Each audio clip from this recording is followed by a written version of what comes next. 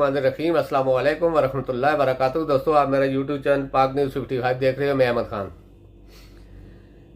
आज का vlog chief of army staff की एक ही बात पर मैं शुरू भी करूंगा और इसी बात पर मैं ख़त्म भी करूंगा कि मायूस नहीं होना चाहिए और मुल्क की मईशत अगले एक साल में ठीक हो जाएगी। ये दो बातें, यानी कि असल बात यह है कि मायूस नहीं होना चाहिए। सर, हम मायूस नहीं हैं और न ही अल्लाह की रहमत से हम मायूस हैं। हम अल्हम्दुलिल्लाह कहते हैं कि उसने जो हमारे एमाल हैं, जो हमारे कर्म हैं, जो हमने किया हुआ है, जो हमने बोया है, यानी कि जो बीज हमने बोया है या अपनी औलादों को दिया है या हमारे बड़ों ने जो हमारे लिए बोया है, वो हम काट रहे हैं। इसमें किसी का कोई गलती नहीं है। ये अल्लाह की रहमत है, फिर भी हम जी रहे हैं और हम इस उम्मीद पर आगे वाला कदम, हर कदम इस उम्मीद पर उठाते हैं कि आगे वाला कदम सही जगह पर रहेगा, लेकिन वो भी गलत हो जाता है। फिर उम्मीद से दूसरा कदम उठाकर दूसरी जगह रखते हैं कि शायद ये अच्छी जगह पड़ जाए, लेकिन वो भी कीचड़ में या खड्डे में पड़ता है। फिर इसी उम्मीद पे हम चल रहे हैं 75 साल गुजर गए। ये एक उम्मीद ही है कि जो हम जैसे लोग इस उम्मीद पर आगे बढ़ रहे हैं कि हमारा मुल्क जो इस्लाम के नाम पर बना है, जिसका मकसद ही ला इलाहा इल्लल्लाह था, वो एक इस्लामी फलाई रियासत बनेगा, दुनिया में उसका नाम होगा। लेकिन नाम किस चीज़ में पैदा किया हमने? दहशतगर्दी में, बदनामी में, चोरी चकारी में, करप्शन में। इस चीज़ में हम नंबर 1 है अभी तक पाकिस्तान के। आपकी बात से मुझे इत्फाक है कि लगन से काम करो, मेहनत से काम करो, तो एक दिन हम तरक्की पा जाएंगे, हम अपने पांव पर खड़े हो जाएंगे। सर, कोई ऐसा पाकिस्तानी हमें बता दें, स्वाय हुकूमत के या जो बड़े बड़े अफसरान हैं उनके अलावा कौन आदमी मेहनत नहीं कर रहा है? एक भी बता दे। भीख मांगने वाला भी मेहनत करता है, कौन मेहनत नहीं कर रहा है? अपने रिज़्क के लिए, अपने बच्चों के पेट के लिए, चाहे वो कोई भी गंदा काम करता है या कुछ काम भी करता है, लेकिन मेहनत जरूर करता है।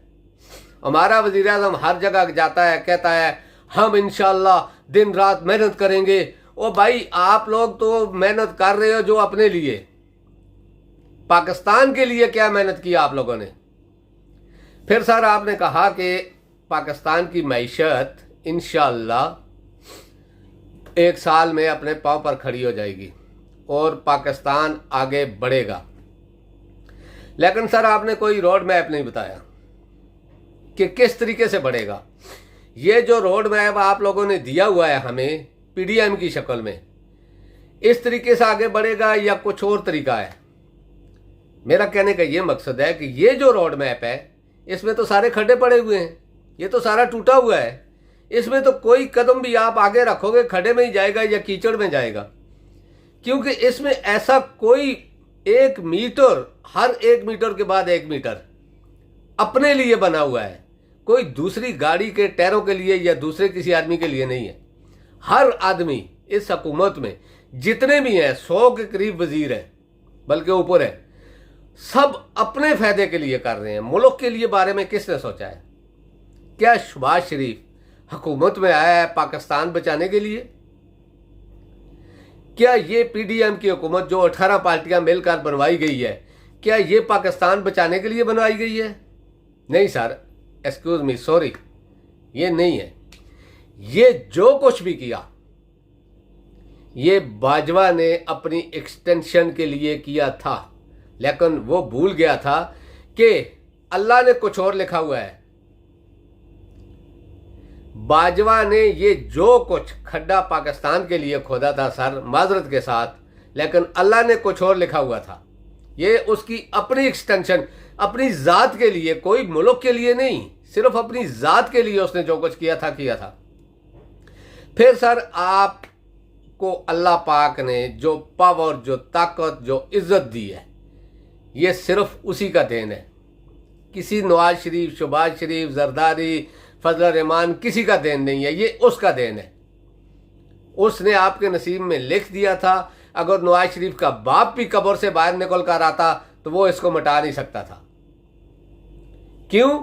कि आप भी ये जानते हैं, आप मुझसे 1000 ज्यादा पढ़े लिखे हैं, यानी कि बहुत ज्यादा पढ़े लिखे हैं आप। इस चीज, फिर आप हाफिज कुरान भी हैं, आप तो इस चीज को 100% जानते हैं कि जो उसने लिखा है उसको कोई मिटा नहीं सकता।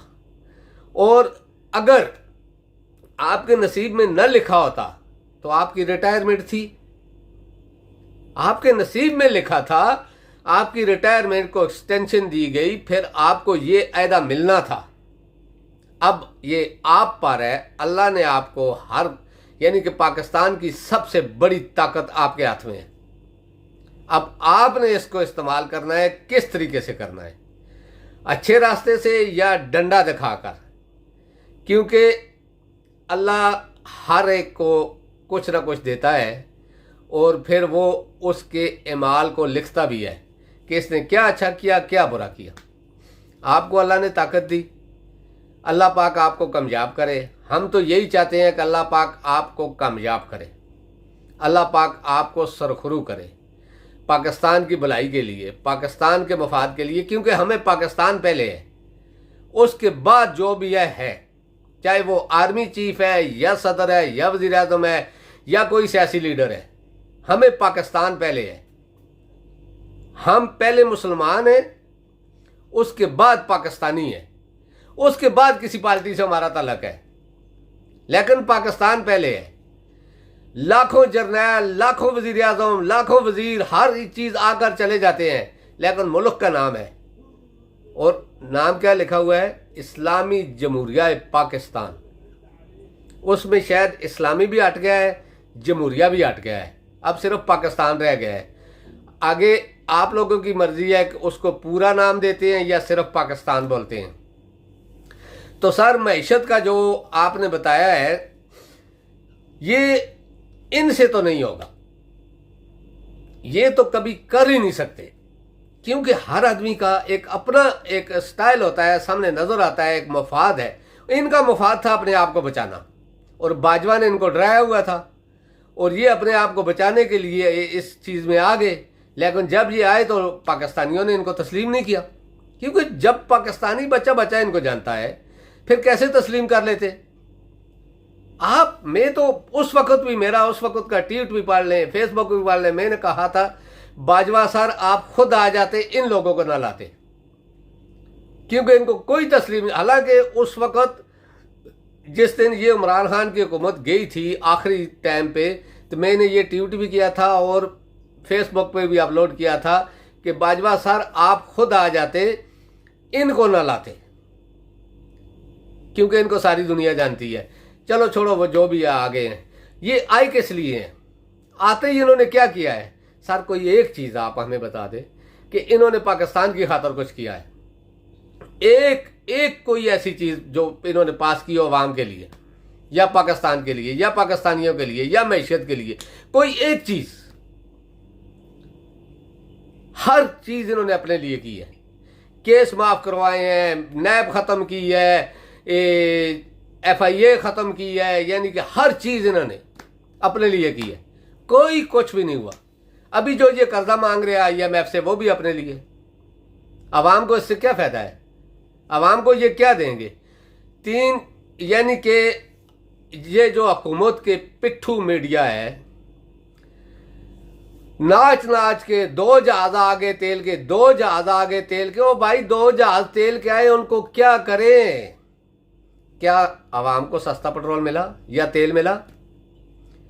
फिर मैशत का जो है, ये हुकूमत आई जिस वक़्त, तो इन्होंने शुरू क्या किया कि $1 नीचे आया, $1 तो नारे लगने शुरू हो गए। और इतना कुछ हुआ कि पूरे अखबार इस चीज़ पर कि DGI SPR ने कहा कि देखो ये हुकूमत आई है तो $1 $1 नीचे आ गया है। तीसरे दिन $10 10 ऊपर चला गया, मीडिया खामोश। उसके बाद अभी इस वक्त मैं कह रहा हूँ कि आप देखें इस हुकूमत की बेहयाई, बेशर्मी, बेगैरती।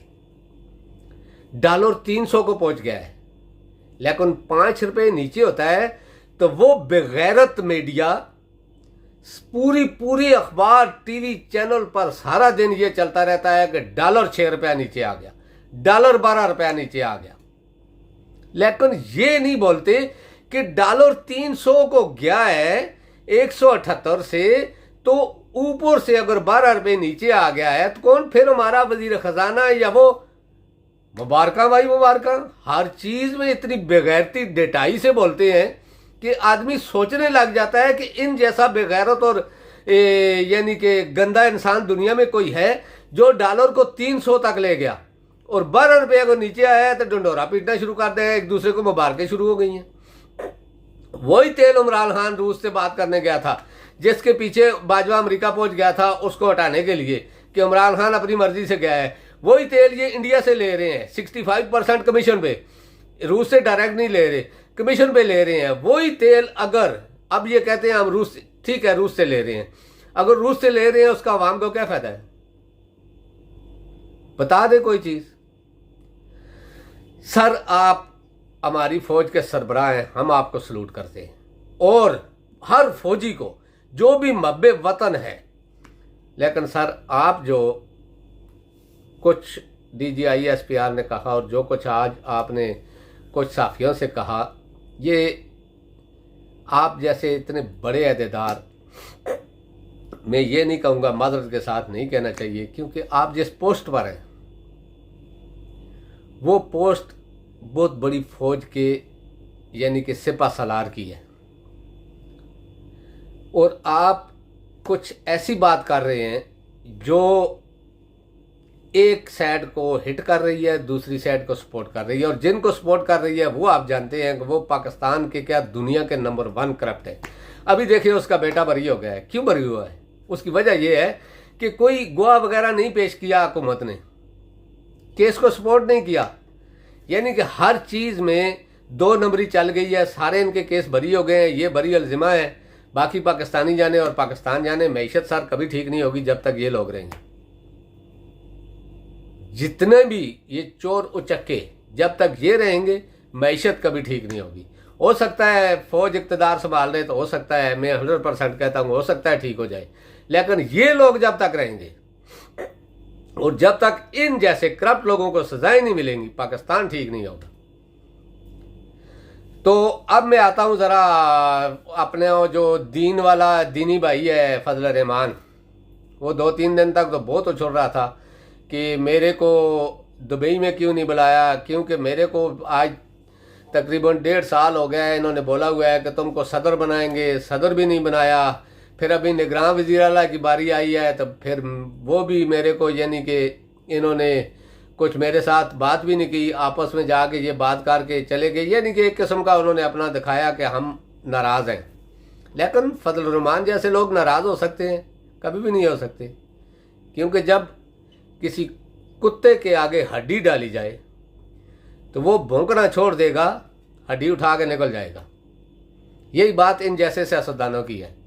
कल मुलाकात हुई, अब राजी, अब देख लो कुछ तो इनके साथ, यानी कि ये बंदर बांट, पाकिस्तान को टुकड़े टुकड़े करके बांटने वाली बात है कि एक रोटी के 4 टुकड़े करो, बांट दो। ये चीज़ सिस्टम बना हुआ है पाकिस्तान में। फिर ऊपर से हमारे सर कहते हैं कि हम पाकिस्तान को अपने पांव पर खड़ा कर देंगे।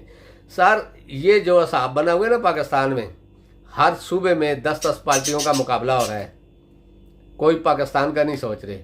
सॉरी टू से, मैं माफ़ी चाहता हूँ अगर किसी को भी मेरी ये बात बुरी लगे, लेकिन मैं समझता हूँ कि यही हकीकत है।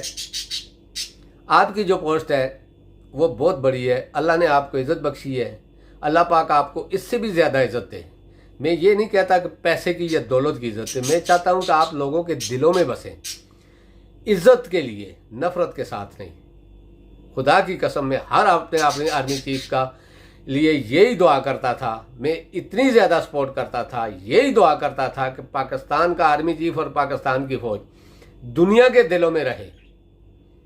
लेकिन जब बाजवा ने यह काम किया तो मुझे शेख मुजीब याद आ गया, जनरल याह्या याद आ गया। तो मैं नहीं चाहता कि आपको भी लोग बाजवा की तरह समझें। मैं चाहता हूं कि आपको लोग बड़े बड़े दुनिया के नामवर जर्नैलों की तरह, मुशर्रफ की तरह, ज़िया की तरह, सदर अयूब खान की तरह लोग सोचें और इज़्ज़त करें। अब ये आप पर है कि आप इन 15 पार्टियों के साथ रहकर, अवाम तो आप समझते ही हैं सारी बात अवाम की, तो रहकर या इनको सपोर्ट करके अपने लिए कुछ बनाना चाहते हैं या फिर अवाम के लिए जो कुछ करना चाहते हैं और अल्लाह के लिए जो कुछ करना चाहते हैं, क्योंकि आप हाफ़िज़ कुरान हैं, आपको तो ये सब चीज़ों का हमसे ज़्यादा पता है। अगर आप अल्लाह के लिए ये करना चाहते हैं, अवाम के लिए ये करना चाहते हैं, लोगों के दिलों में अपने लिए मोहब्बत पैदा करना चाहते हैं, तो प्लीज़ ये जो काम हो रहे हैं इनसे बंद करवा दें, क्योंकि आपका ही हुक्म चलता है। ये हुकूमत तो किसी उसकी मूली नहीं है। आप सिर्फ एक इशारा करेंगे ये जुल्म बंद करें, ये कर देंगे, वरना कभी ठीक नहीं होगा पाकिस्तान। दोस्तों अब तक के लिए इतना ही। इंशाल्लाह नेक्स्ट व्लॉग में आपसे मुलाकात होगी। अल्लाह पाक आप सबको हिफ्ज़ अमान में रखे। अल्लाह पाक पाकिस्तान को भी सलामत रखे, अफवाज पाकिस्तान को भी सलामत रखे। अस्सलामु अलैकुम वरहमतुल्लाहि।